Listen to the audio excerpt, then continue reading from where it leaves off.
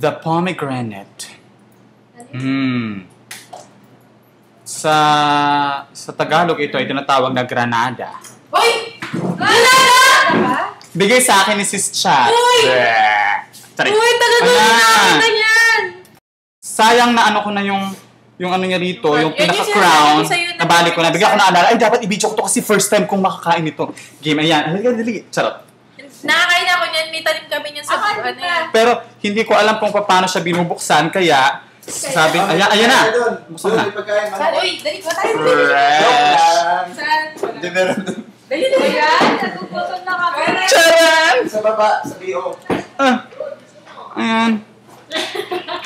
Charan! Ayan na. Ang tagal! Ayan siya! Granada. First time kong makakita nito. At na-video ko po. Akalain mo. Ayan siya. Di ba? Parang hindi naman ako na-excite. Hindi, na-excite talaga. Dahil dyan, titikman ko na ang mga butil-butil nga. Ayan, oh. Yan ang pomegranate. Sa commercial ni Casey. With pomegranate, keme. Ayan. Charan!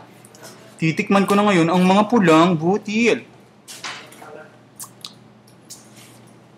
Ito pa ang pinakamagandang balita sa lahat!